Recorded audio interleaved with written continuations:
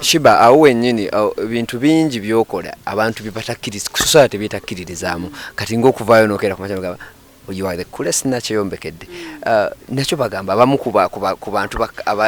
baaka ku mindset ya buli omu ate sigenda kukaka muntu kutegeera kintu mu ngeri yange gye nkikola kino ate nange tebayinza kunkakasa nti obufumbo ye goal gye nnyina okusooka okutuukiriza okubanga ndi successful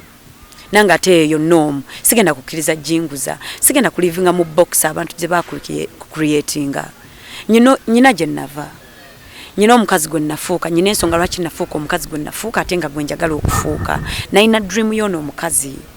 kati working on katate mwe temugenda kujja we nali nsula ku street mwaliwa we nali mu karaoke nga nkola nusu kenda baaliwa we nali ndi mu church nebasasina kyakulya nonya lanchi nga nkuŋŋaanya ebikomando omuntu njoze ebintu nekuŋŋaanya ebikomando ne bangamba ekyo kyembandi nga payment leftovers z'abantu baaliwa temuyinza kulinda bantu nga bamaze okufaafaagana n'obulamu bwabwe okwetuusa we bali ate nemani eddamu okwano twagala otambule bwoti bw'omala oyambale bwoti bw'omala okole bwoti ono omuntu mukulu yeetuusiza waali have some respect for adulthood and differences goyinza okuba otegera ekintu bulala ne nange nzikiriza ntegera ekintu kyange mbuki kuza omwana wo mugambe Sheebah mwagale ne toyambala ngani nga Sheebah simple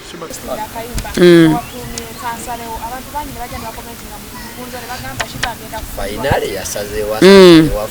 bakalinde nako nako bakalinde bakawulirize bajja kutegeera kikakola ki kikategeeza yes nsumulula osuna omwana tu anyway kyenyiza okubagamba never say never toyinza kugamba nti nze sirikola kino kubanga omuntu ayinza okujjaawo nakola exactly ebintu byoyagala no endinga up ng'otutta abantu bana ebweru babiri nga bava mu famire ye babiri famire yo ne mwewasa nitubaweereza ebifaananyi ne mukkakkana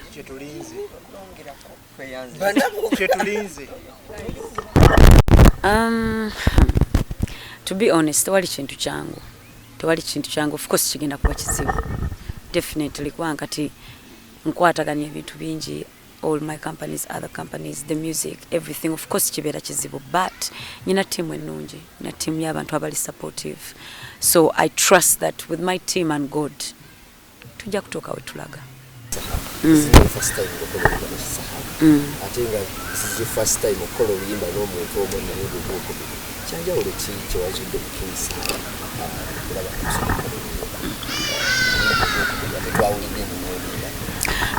to be honest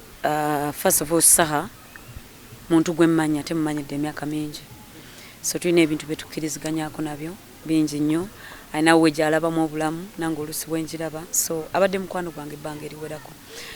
ekyennyimba okubanga tukola ffenna Katonda ndowooza yakikola sinza agamba nti eyo doing yange nga bw'ogamba nti byonna ebibeerawo ku nsi Katonda yabitegeka tetukipanga apart from this album nayogera naye